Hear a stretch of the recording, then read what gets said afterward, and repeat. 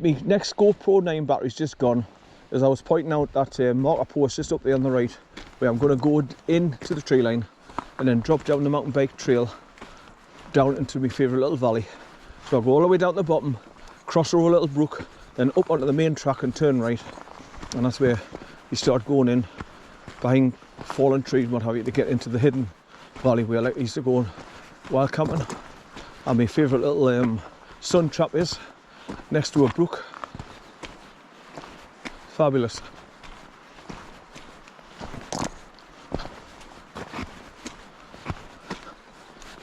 Right, where's he? Come on, son. How? Come on. Here he comes. He's always doing a wander. Good boy, son. Come on, then. How?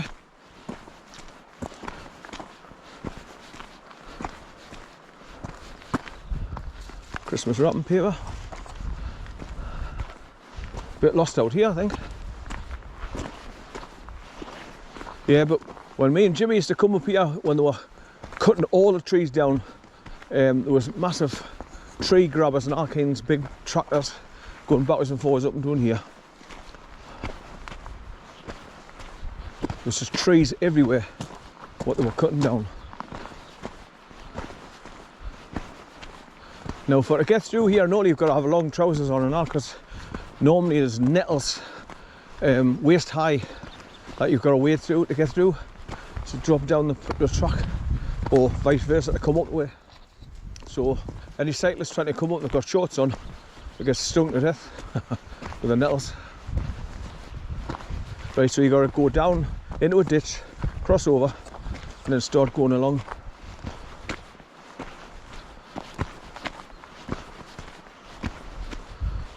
There's your marker post on the left, and there's your wire fence on the right. So you just pass by this wire fence and go into the trees, and then you go in and start going along, drop down. Right, so here's a ditch I've got to get across. There's your marker post there, look.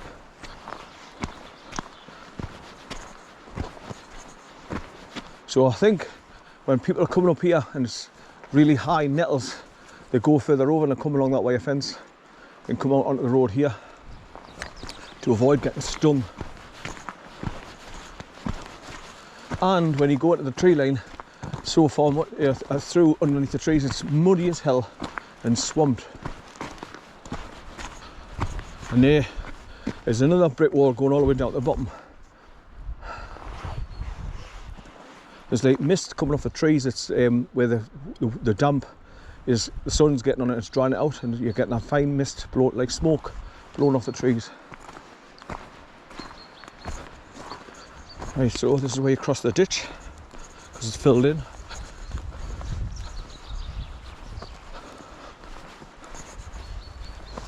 Good boy, son, good boy, good boy. Right, so there's a bit of a fence, 50 yards in, that you go through. That's sinks that the farmers used to put water in for the animals to drink out of. How are, son? Come on.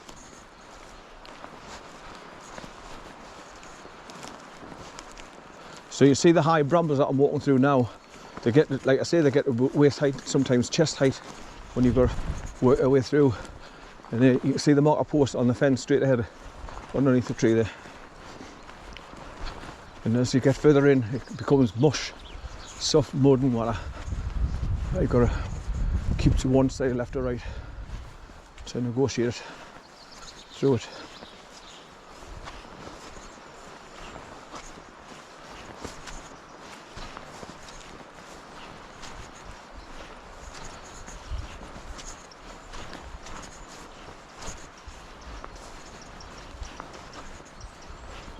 Right, I'm not going to get through here.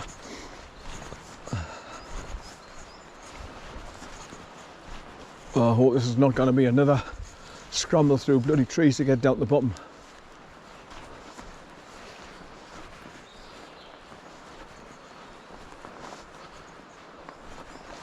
Shit.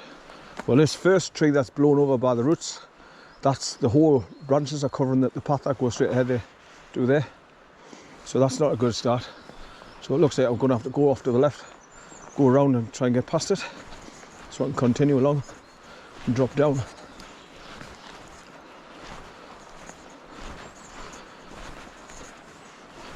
Oh bloody hell, look at this, man.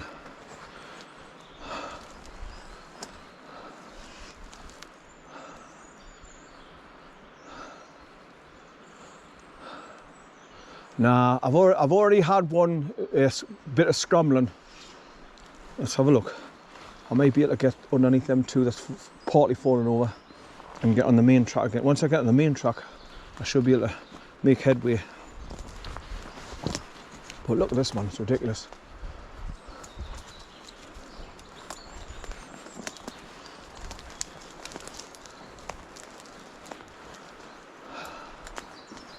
Nah, they're all like falling crisscrossing each other. So the main path down to where I want to be into the valley is just going to be a nightmare. It'll take us forever to get down there. So what I'm going to have to do is just double back to the road and then go down the 4 S-bends and get down at the lower end, then walk back past Milk Hope Cottage back to the car that way. Because I'm not going scrambling and climbing over bloody trees again. I've already done it once. And that was hard work. Had to keep taking my camera off my neck and putting it on the ground. So back onto the road, back to the junction, turn right, then just drop down, all the way back down to the main road track that I was on this morning.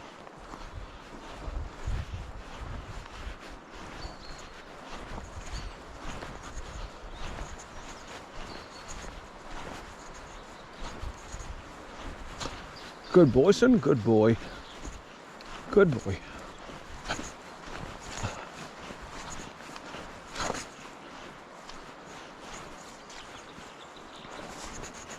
So this is normally soft and mushy. You can see where bits of tracks have been through here, bikes or something, motorbikes. And then, like I say, this is normally chest height of bloody nettles in summer. And there's your little marker post pointing.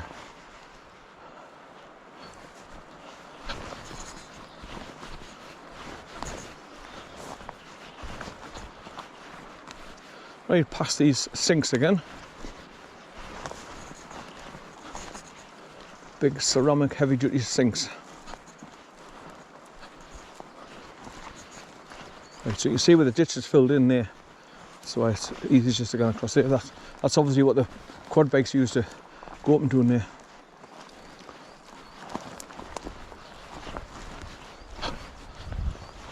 But for great views, if you continue along there and go around to the left and then up and over the ridge where they've chopped all the trees down, you get fantastic views right back along the valley where the cars parked at the steel bridge. Gorgeous. Good photographic piece.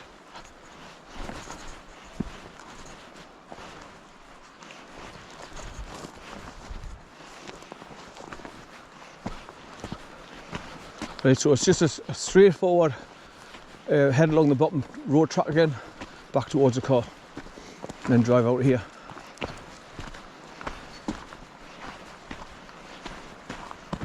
So this time when I get back to the car, when I turn my GoPro 8 off, stop recording time lapse, and before I change it over to video mode, the drive out the valley, I turn everything off first. I might even pull the battery out and push it back in and reset it, because I've been having a lot of trouble recording video driving out lately. So I've got to either find another battery, GoPro 8 battery, put that in and just turn the engine over for a while and start charging it up. So it charges up my DigiPower batteries as well, so that'll charge it up while I'm recording and driving out. That's what I normally do, but it hasn't been working properly of late. So I've got to try different things to combat the problem.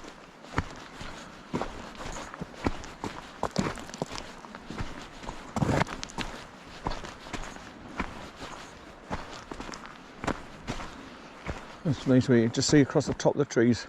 There's like 6 to 8 things on the top of the ridge. I don't know what they are, fence posts or whatever.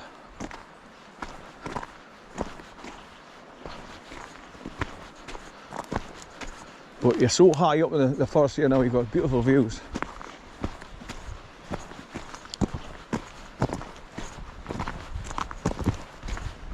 Well, I never got to see those two blokes that got the rifles. I was shooting deer.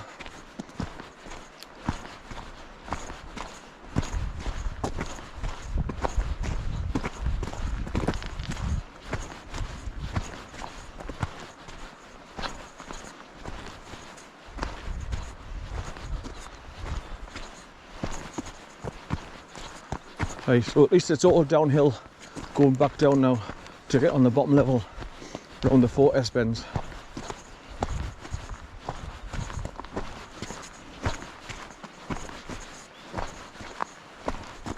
No, come on, son. No, come on. Here. No, come on. Here. Hey, hey. Come on, here. Here. Come on, here. Hey, here. Come on. Come on. Here. Good boy, son. Good boy, son. Hey, oh, he's doing his toot, look. Come back. Come here. Come here. I praise you. Good boy, son. Good boy. Good boy. Good boy, son. So, like I said before, the more I bring him out, the more I give him these commands, and he knows what to expect. He's off the leader. He just comes backwards and forwards on his own. Doesn't need to run off anywhere because he's out in the middle of nowhere, so he's not going to nick off after any other dogs or people to go and greet them.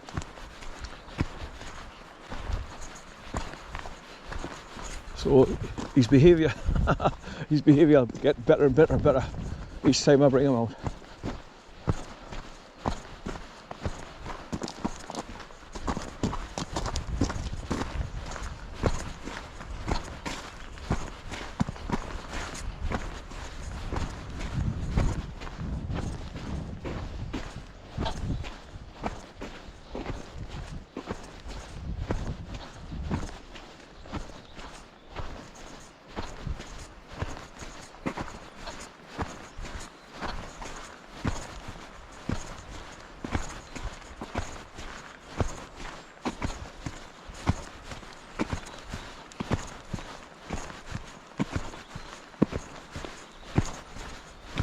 So the guys that come to my house between 12 and 5 o'clock sometime tomorrow evolve.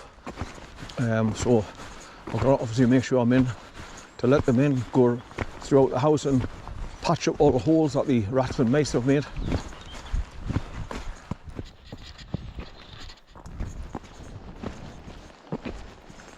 So where they've just created the new one where the pest control bloke, he's put like a metal plate against the wall where they've gouged out with their teeth a bigger hole, and he's put a house brake against that to stop them coming in. And I put a load of poison down the back of me cooker and the back of my washing machine where I kind of get into the behind the kickboards. So I'm hoping that they start chewing them, because what he told us was when you poison them and one dies, the other ones will come when they're hungry, they'll eat it. So they're eating the poison of the one that killed, and that kills them as well. So basically you can wipe out another family of them. So it's good that they die off with the poison, so you can keep the numbers down. Otherwise your house just becomes overrun with them.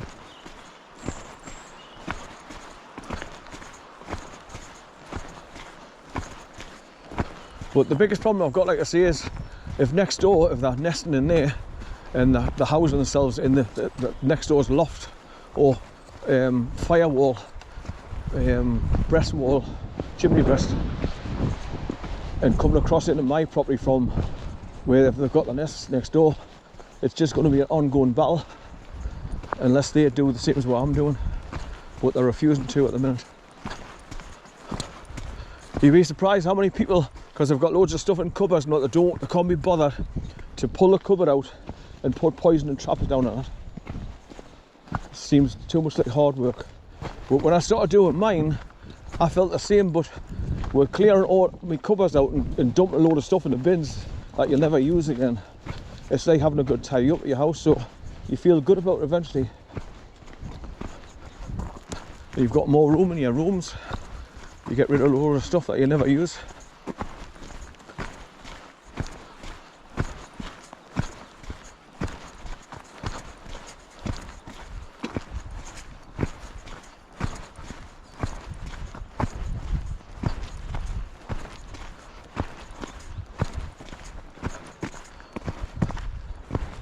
Right, I'm going to just do a short video pointing up to the ridge there where they've chopped all the trees down on the top. So you can see where the track was going up to the ridge, and they've chopped all the trees down at the top end, and you can go right along there and then point your camera all the way down along the valley to where I came in this morning and parked the car. And the area is just stunning, it's beautiful. So I've got to go all the way down this track, hit the 4 S-bends, giving you different levels going all the way down the main track where I came along this morning past Milk Hope Cottage. Right, where's he? And I'm really pleased with him. He's really surprised us. He's well behaved, coming straight back when I shouted at him, not wanting to wander off and nick off.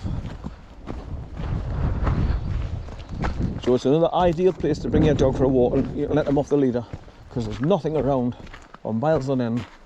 I haven't seen another soul today apart from that guy I talked to first thing this morning where I parked the car. We're coming in with rifles to do a cull on the deer.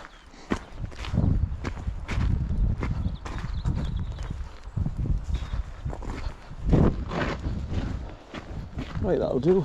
Right. Just want to show you in the sunlight different scenery. Right, so bye for now.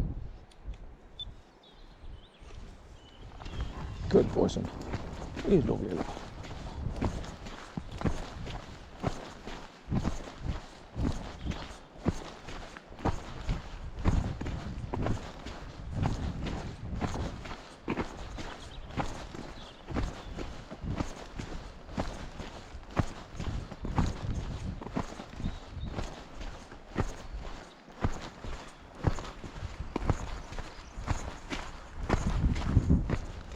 Yeah, so where I've just been to try and go down at my little favourite valley over there on the other side of that tree line, where I couldn't go down because all the trees had fallen over.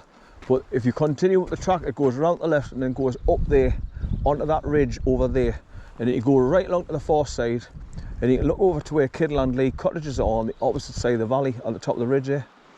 And then, like I say, you can look all the way down this valley as well, where I've come up from the car past Milk Hope Cottage access road.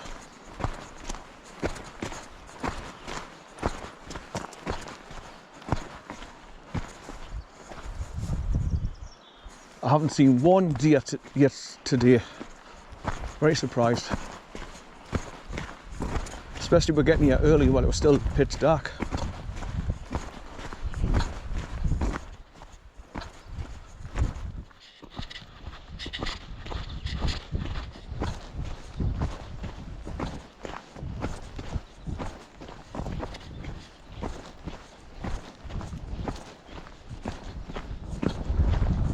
Right, so I'm just coming down to the start of the S-bends where it takes it down each level at a time, down on the bottom track.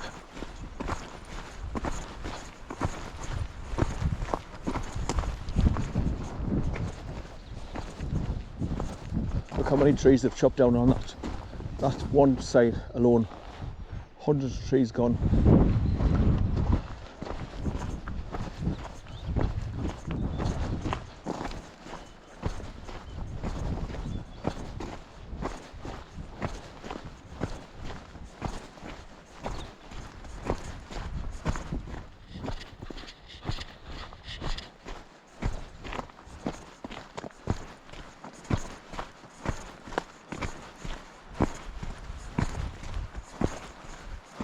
Right, so here we go, down to the first drop. You just go down and round like tight S-bends, then you drop down, go around another S-bend, drop down, around another S-bend, drop down 4 times, and then you get down to the bottom level. And then you've got some beautiful views across there to that baldy grassed area where there's no trees. Some beautiful views.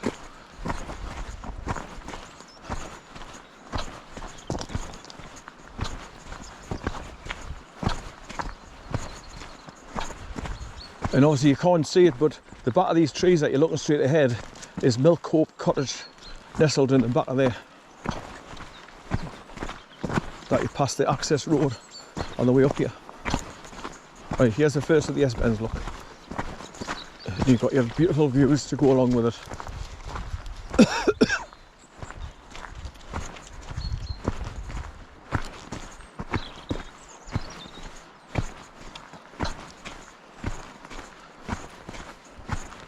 And where I showed you that little marker post on the bottom level coming along here for a shortcut, you used to be able to get the last level and cut through those trees to get down on the main road instead of going all the way back on yourself and then go back along the main road.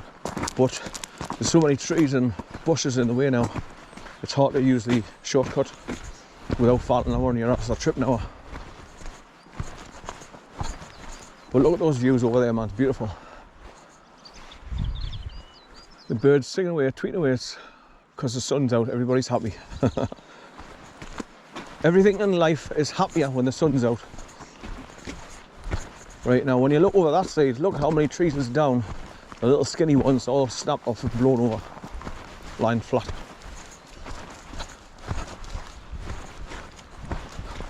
Right, so that's the first S-bend that I've just come around, and this is the second S-bend I'm going to go down now. And each time you drop down,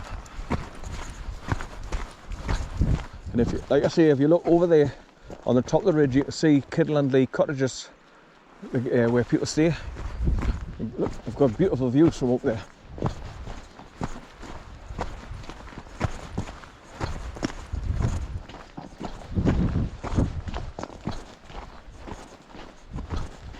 So by the time I get back to the car, this walk is just enough for to have a, you know, enough footage and have enough time out the house and have a beautiful Sunday stroll.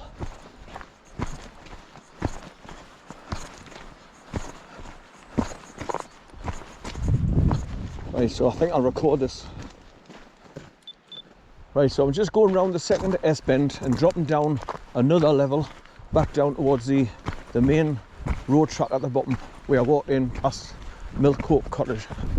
So I just think I'll record how you drop down each level.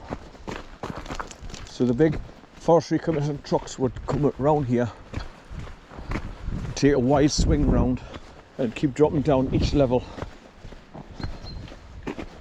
till they get the big massive roundabout where they turn at the bottom level. See where water's coming down the rock face there. It's all damp. Right, so round this one and then you drop round down the next one. So there's 4 S-bends altogether to drop down to the main level at the bottom to go back out the valley here. Come on son, here, yeah, come on.